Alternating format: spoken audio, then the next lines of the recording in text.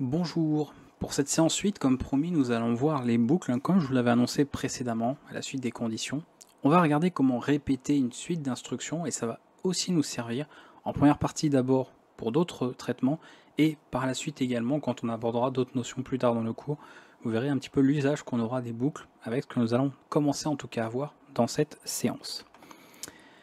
Les boucles, c'est également, ça suit un peu le même principe que ce que je vous avais montré avec les conditions, c'est-à-dire qu'on va avoir un ensemble de mots-clés, ça y a pas de problème, et on va évaluer une expression, faire évaluer une expression, et l'expression, si elle est vraie, je pense que vous l'avez compris, on entrera dans le bloc de code, et sinon, il sera tout simplement ignoré. C'est vraiment le même principe à ce niveau-là. On va retrouver plusieurs mots-clés différents, donc différentes manières de faire une boucle, mais d'abord, une boucle va nous servir à répéter un ensemble d'instructions au sein d'un bloc. Donc là, il ne s'agit pas seulement de vérifier une information, de faire un test, et si le test est valide, d'exécuter les instructions dans le bloc de code et terminer. Là, on va faire la même chose, mais on va avoir une notion de répétition. On appelle ça d'ailleurs des itérations quand il s'agit ici de boucles, et ça va avoir toute son importance. Voilà un exemple qui va nous servir pour commencer. On va prendre par exemple une phrase. Mettons.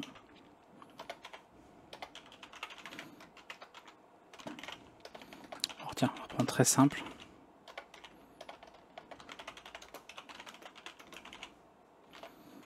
Voilà. Et ici, ce que je vais faire, c'est de passer par une variable qu'on va incrémenter. On va retrouver le principe avec les fameux opérateurs d'incrémentation. Rappelez-vous la petite parenthèse que j'avais faite avec la pré-incrémentation, la post-incrémentation. Donc on va utiliser une notation qui est une convention. Alors c'est-à-dire que c'est pas une obligation, mais les gens ont tellement pris l'habitude en fait d'utiliser cette notation que vous pourrez l'utiliser aussi. Et on va utiliser pour faire des compteurs, donc des variables qu'on va incrémenter, des noms comme i, c'est le principal. Et après, si vous en avez besoin éventuellement d'autres, vous utiliserez j, k, l, etc. Et après, tout dépend du nombre que vous pourriez avoir besoin, mais c'est rare qu'on aille au-dessus de m quand on a vraiment besoin de beaucoup de compteurs. Donc je vais faire mon compteur, pas de souci, qui commencera à 0, parce qu'en informatique, vous allez très vite voir que pas mal de choses commencent à 0. C'est ce qui représente le premier élément, la première chose d'un conteneur ou autre. C'est pas le 1, c'est l'indice 0 qui est souvent le premier. Et à partir de là, nous allons faire une boucle simple, qui est la boucle while, qui veut dire tant que, si on va voir en fait la définition, là, pour décrire un peu tout ça, et le test que nous allons passer. Qu'est-ce que ça veut dire? Eh bien, tant que l'expression que nous allons faire évaluer ici sera vraie, d'accord? Tant que l'expression est vraie, on va donc exécuter le bloc de code de la boucle, donc le contenu en fait, c'est-à-dire l'ensemble de ces instructions. Okay. Forcément, ici, on n'aura pas de point où en fait on va faire juste l'exécution une fois et après terminer. D'accord? Il va y avoir un certain nombre d'itérations. On parle d'itérations. Dès qu'on fait un tour de boucle, c'est-à-dire qu'on va boucler comme ça, de manière cyclique tout le temps, on va parler d'itération. Une itération, deux itérations, trois, etc. C'est d'ailleurs pour ça qu'on a fini par appeler la variable de compteur un i pour itérator, qui est le terme itérateur en anglais, et qu'on va en fait retrouver ici. Donc là, moi ce que je veux faire, c'est par exemple afficher ce texte 10 fois. Donc l'afficher tout court, c'est cette syntaxe. A priori ça on le sait. Voilà. Et comment je peux répéter cette opération 10 fois? Parce que là, si on était dans un if, dans une condition, on la ferait qu'une fois. Eh bien, je vais utiliser mon compteur. C'est-à-dire, par exemple, je vais dire ici, tant que i est strictement inférieur à 10. Pourquoi strictement inférieur à 10? Parce que ça commence à 0. Question d'habitude, si vous le faites commencer à 1, il faudra mettre inférieur ou égal. Ça, c'est vous qui voyez, mais en informatique, prenez l'habitude de partir de 0 comme point de départ. C'est quelque chose que vous reverrez très souvent. Et on n'oublie pas, surtout, parce que sinon on va avoir ce qu'on appelle une boucle infinie, c'est-à-dire qu'on va continuellement exécuter ce qui se passe. Pourquoi? Parce que si i est égal à 0 et qu'on dit qu'on exécute sans s'arrêter le contenu de la boucle tant qu'il est inférieur à 10 strictement, vous comprenez bien que ça sera toujours le cas, donc l'expression sera toujours évaluée à vrai, donc on exécutera tout le temps des itérations. Donc il faut à un moment donné avoir un point d'arrêt, c'est-à-dire avoir un point qui va arrêter l'exécution de la boucle, et pour cela, on va faire par exemple l'incrémentation de i. Comme ça, ou encore une fois, plus égal 1, ou la syntaxe encore moins, on va dire, condensée, celle-ci. D'accord? Donc i++, plus i, là ça n'a pas tellement d'importance, puisqu'on ne fait pas d'affectation à l'intérieur. Donc je vais faire ça. On va cette fois-ci recompiler ce nouveau code. Il nous faut extra. On va traiter quand même les avertissements comme des erreurs aussi. Peut-être que dans certains autres cas je le ferai pas, mais là on va en avoir besoin éventuellement. Voilà. Et là, pardon, à l'exécution, on a bien notre phrase qui est répétée 10 fois. D'accord? 10 fois parce que ça va de 0 à 9 le compteur. Parce que ça doit être strictement inférieur à 10, donc dès que c'est à 10 c'est égal, on s'arrêtera avant. Donc on va ici tester l'opération en fait. Premier calcul, hein, si je veux résumer un petit peu ce qui se passe, parce que c'est important quand même de comprendre ça pour la suite. On commence, rappelez-vous, avec i est initialisé à 0. Ensuite on fait le test.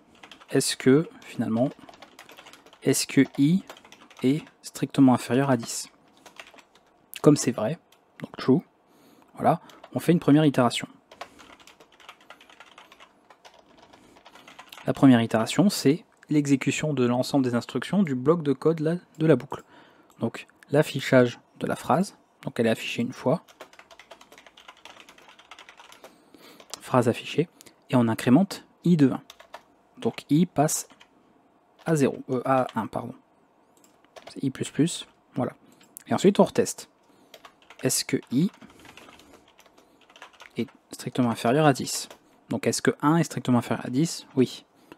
Donc on recommence. Deuxième itération. Phrase affichée. Et on incrémente i. Donc il passe à 2. Et ainsi de suite, et ainsi de suite. Tout cela jusqu'au point où i va être égal à 10. Est-ce que 10 est strictement inférieur à 10? Non. Là ça deviendra faux. Donc on ignorera la boucle et on passera à la suite du code. Voilà. Voilà comment ça va se passer un petit peu le déroulement à l'exécution d'une boucle ici avec une expression qui est évaluée. Tout simplement. Il n'y a rien de plus compliqué. Hein. C'est vraiment très simple à comprendre. Il faut juste bien piger ce principe d'évaluation ici d'une expression qui, tant qu'elle est vraie, va exécuter un certain nombre d'itérations, et bien penser à avoir un point d'arrêt, quelque chose qui va faire qu'à un moment donné, cette expression deviendra fausse. Si elle ne peut jamais devenir fausse, vous aurez cette boucle infinie qui fera que votre programme va tourner continuellement, et vous devrez l'arrêter manuellement avec un CTRL-C a priori dans votre terminal, si vous ne voulez pas que votre PC se mette à ramer pour finir par planter. Éventuellement, ça peut arriver, parce que votre CPU va peut-être pas trop apprécier. Voilà, donc ça, il faut prendre en compte, il faut bien comprendre ces choses-là. Donc ça, c'est la boucle la plus classique, d'accord? On vérifie quelque chose, on fait le test ici. On peut avoir un cas un peu particulier en C++, qui est la possibilité de s'autoriser au moins une exécution d'une itération. C'est-à-dire que ici, si dès le départ, j'ai ça, d'accord, et que je refais mon test, vous voyez que jamais je suis rentré dans la boucle. Parce que dès le départ, comme i était déjà, voilà, n'était plus strictement inférieur à 10, ça a été ignoré dès le départ. On fait la suite du programme. Voilà, donc sans surprise, on a complètement ignoré ici le bloc de code de la boucle. Si on veut permettre au moins une exécution de ce bloc de code, avant d'effectuer le test, on peut faire en fait une boucle un peu à l'envers. C'est-à-dire, au lieu d'avoir comme ça, on va avoir do pour dire tu fais tout ça. Ça ne change pas. Et le while, ici, on le met à la fin. Donc j'enlève tout ça, par exemple ici. Et n'oublie pas un point virgule, parce que c'est ça qui délimite en fait la fin ici de l'instruction. Si vous l'oubliez, vous aurez de toute façon une erreur à la compilation. Donc ça veut dire fait tout ceci, tout ce qui est à l'intérieur du bloc, tant que i est strictement inférieur à 10. Donc il va le faire une fois, et ensuite seulement il va commencer à vérifier ici la valeur de i. Donc là, si je fais ça, vous voyez qu'il l'aura exécuté au moins une fois, quelle que soit la valeur. Si je le mets à 8, voilà. Le premier cas où il ne prenait pas en compte, le deuxième cas, parce que c'était déjà donc à 9, ensuite à 10, et là après il a arrêté l'exécution. Voilà, donc ça c'est une autre possibilité, vous pouvez la faire à l'envers, il n'y a pas de problème à ce niveau-là. Petite possibilité qu'on a. Au sein de ces boucles, on va pouvoir retrouver certaines instructions, dont une qu'on a utilisée notamment avec la condition switch, qui va permettre de manuellement nous lancer certaines commandes bien précises au niveau d'une boucle, c'est-à-dire qu'à l'intérieur du bloc de code, donc de l'ensemble d'instructions d'une boucle. Si on veut interrompre une boucle, au moment où nous on en a envie, on va pouvoir utiliser l'instruction break, vous savez qu'on a utilisé pour le switch. Dès qu'on va avoir une instruction break, ça veut dire simplement qu'on sort de la boucle. Donc en gros, on continue la suite du programme. Voilà. On interrompt manuellement, nous-mêmes, toutes les itérations, peu importe combien a été prévu avant d'atteindre le point d'arrêt, s'il y a un point d'arrêt. C'est là on dit stop, voilà, on arrête la boucle, donc on arrête tout ce code-là, on arrête de faire ces tests-là à chaque fois, et on continue de lire la suite du code, d'exécuter la suite. C'est une possibilité. On a aussi la possibilité de faire un continue, qui lui va relancer déjà une nouvelle itération. C'est-à-dire qu'il va en fait, au moment où on l'appelle, ignorer l'itération actuelle, donc le reste en fait de ce qu'il y a à traiter comme instruction, et il va hop s'occuper de refaire le test tout de suite. Alors je vais reprendre un exemple un peu plus lisible, parce que c'est vrai que le do while c'est pas le plus lisible des deux, en faisant par exemple ceci. Donc je reprends l'exemple de départ, qui est très classique, qui parle suffisamment avec notre petit compteur. Voilà. Et là par exemple, je peux me dire, donc bon ça, pas de souci. Voilà, on peut même faire ça, tiens.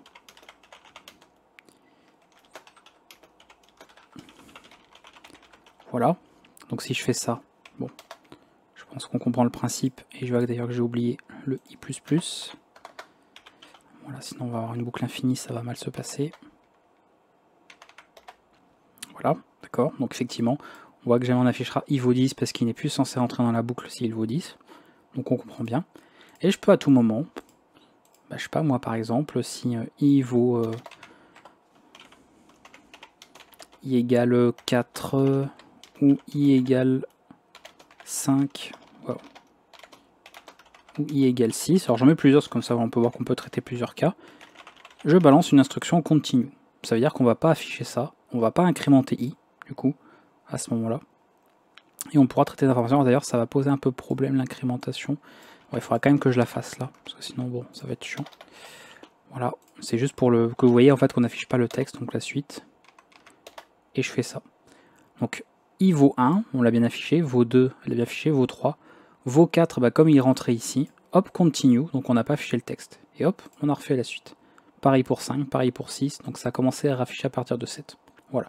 Donc ça peut servir, alors on verra plus tard, par exemple quand on fait de la recherche d'éléments, ou quand on travaille par exemple sur des collections, des conteneurs, ou quand par exemple on a fait une certaine partie de traitement, si on sait qu'on a fait ce qu'on avait à faire, ou alors qu'il n'y a pas nécessité de faire la suite des instructions dans un bloc de code, eh bien on relance une nouvelle itération pour dire voilà, ça sert à rien de continuer de faire d'autres choses, on relance une nouvelle itération parce qu'on a besoin de continuer en fait de parcourir nos éléments.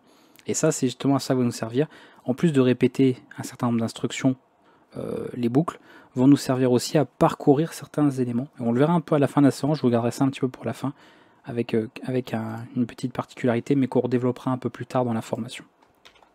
Donc voilà à quoi ça sert. Voilà. On répète des instructions un certain nombre de fois, jusqu'à atteindre un point d'arrêt qui va stopper l'exécution de la boucle. Et on a surtout ces deux instructions break, continue, qu'on peut utiliser ici dans les boucles, qui vont nous servir éventuellement aussi.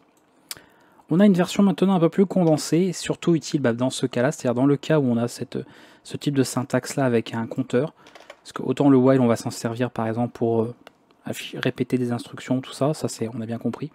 Par contre, c'est vrai que si on a besoin beaucoup de faire des itérations, on va préférer une syntaxe un peu condensée, que la programmation utilise beaucoup, et on va utiliser un autre type de boucle qui est la boucle for. Donc toujours pareil, c'est un bloc de code, voilà, qu'on peut indiquer comme ça, et elle va avoir trois parties dans ces parenthèses. La première partie, c'est l'élément initialisé, donc ce qui va nous servir de compteur. Donc c'est un peu notre i, d'accord. Alors moi je vais mettre en auto, par exemple i, que j'initialise à 0, ok. Point virgule, donc ça on a fait la première partie. Ensuite c'est le point d'arrêt. Quelle est la condition en fait à faire pour obtenir le point d'arrêt? Donc tant que i est plus petit, strictement inférieur à 10, c'est ce qu'on a fait tout à l'heure. Et ensuite l'opération qu'on fait d'incrémentation, décrémentation sur ce compteur. Donc on l'avait dit tout à l'heure, i++, et on va faire même ça un peu plus vite avec ++i.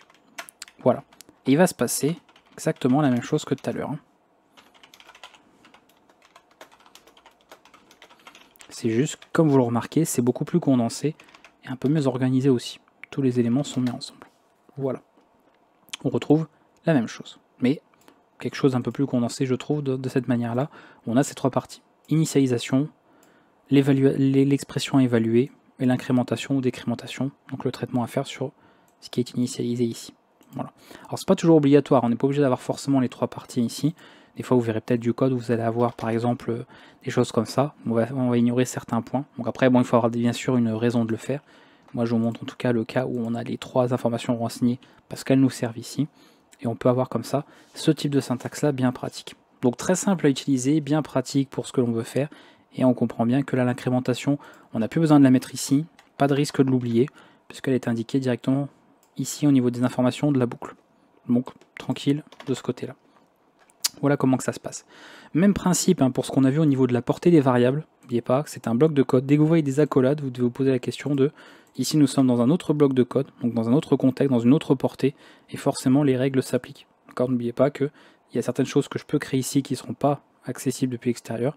L'inverse en revanche, dans le for, j'ai accès à ce qui a été déclaré à l'extérieur, puisque le for lui-même, ce bloc, fait partie de l'autre bloc. D'accord ? C'est pour ça qu'on a en fait cette différence, on va dire, de visibilité, d'accessibilité au niveau des éléments de notre code qu'il faut retenir. Voilà pour ça. Et pour terminer, petit bonus pour finir cette séance, qui n'était pas très longue, hein, il n'y avait pas grand chose à vous montrer non plus, avec quelque chose qu'on développera un peu plus tard quand on travaillera notamment sur des structures de données, qu'on voudra avoir par exemple plusieurs éléments, hein, qu'on fera des listes, qu'on fera des tableaux, ce genre de choses. Mais il faut savoir déjà, parce que c'est quelque chose qu'on a pas mal utilisé, que la chaîne de caractères est un élément qu'on va pouvoir lire, qu'on va pouvoir parcourir. Il s'agit d'un élément séquentiel. Pourquoi c'est séquentiel? Parce qu'une chaîne de caractères, c'est une chaîne, donc une séquence de caractères. D'accord? Donc je peux parcourir chaque caractère un à un dans une chaîne. D'accord? C'est un élément séquentiel. Eh bien on pourrait parfaitement parcourir ça, itérer en fait sur chaque élément, c'est-à-dire que prendre le premier élément et ensuite passer au suivant, etc. et effectuer un certain nombre de choses également via une boucle. Et pour ça, on va avoir une autre boucle qu'on retrouve dans certains autres langages de programmation aussi. Elle, ça ne change pas, c'est toujours la boucle for, mais elle va s'écrire avec une notation un petit peu spéciale. La première, c'est d'avoir en fait, alors déjà, on va extraire en fait de notre ici phrase chaque élément qui puisse être parcouru, donc là ce seront les caractères, et il faut pouvoir les stocker dans une variable temporaire. Donc c'est un car, en fait, moi je vais mettre auto, parce que comme je ne l'ai pas beaucoup utilisé dans les dernières vidéos, voilà, de temps en temps j'utilise un peu pour vous rappeler que c'est quelque chose que nous avons vu, il ne faut pas hésiter à vous en servir si vous pensez en avoir besoin, et que ça peut avoir son utilité. Donc je vais mettre ça, je vais même mettre un const parce que ce n'est pas un élément qu'on va modifier, de toute façon on ne pourrait pas le modifier pour des règles qu'on verra un peu plus tard au niveau de la portée de certaines choses, au niveau des parcours et des itérateurs, on verra ça un peu plus tard aussi, donc c'est encore un peu juste pour le moment pour l'aborder. Donc je vais mettre ça. Je vais dire par exemple letter, voilà, letter. Je mets un 2 points, et qu'est-ce que je veux parcourir? C'est ma phrase. Il faut le lire de cette manière.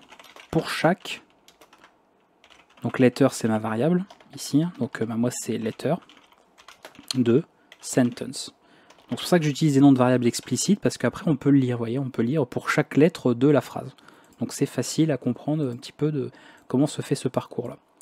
Et ici, on va avoir un élément qui va itérer, je ne m'attarde pas trop là-dessus, parce que ça fait appel à des notions qu'on verra aussi plus tard, qui sont un peu trop complexes à ce stade du cours. Et ici, je peux simplement faire un stdcout de letter. On va faire un petit retour à la ligne, ce sera important, ça vous verrez, on va peut-être le faire même là. Éviter le flush à chaque fois. Et vous allez voir un peu comment ça va se comporter au niveau du parcours de nos différents éléments. Voilà.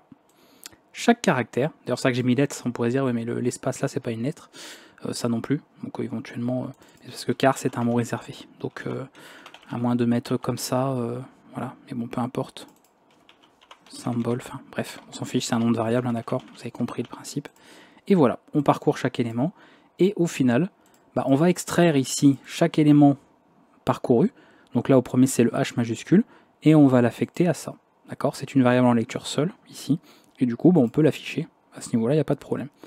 Nouvelle itération de la boucle. Il extrait le suivant. C'est-à-dire que ça va se déplacer. Il va y avoir un système qui va itérer en fait sur la liste ici des caractères. Donc, départ, le curseur se positionne sur ce caractère-là. Ensuite, hop, il se positionne sur le second. Et ainsi de suite jusqu'à arriver à la fin. Donc, on a bien ce principe de boucle, d'accord, de répétition de choses. Mais la répétition ne se fait pas genre dans l'affichage d'une phrase plusieurs fois. La répétition, il se fait dans le fait de se déplacer, vous voyez, d'élément en élément. C'est là qu'elle est la répétition de la boucle en fait. Ce n'est plus répéter un certain nombre d'instructions, c'est je répète les itérations, donc j'ai un curseur qui se déplace, un itérateur qui va prendre chaque élément, les mettre dans une variable temporaire, et après on peut travailler avec, en l'occurrence ici l'afficher. Voilà un petit peu en bonus que je voulais vous montrer pour clore cette vidéo-là, cette nouvelle séance, des choses qu'on développera et sur lesquelles on ira un peu plus loin pour la suite, mais je trouvais ça intéressant de vous montrer déjà ce qu'on pouvait faire et comment on pouvait un peu s'amuser avec ça. Au moins à ce stade, vous avez déjà pas mal de quoi vous entraîner, pas mal de quoi faire. pour la prochaine fois, alors on a beaucoup de choses qu'on doit voir un petit peu il y a les fonctions, sera peut-être le moment d'aborder les fonctions. Il faudrait aussi qu'on voit un petit peu comment on peut organiser son code. Et il y a après pas mal d'éléments, pas mal d'autres, on va dire, types de données qu'on peut manipuler.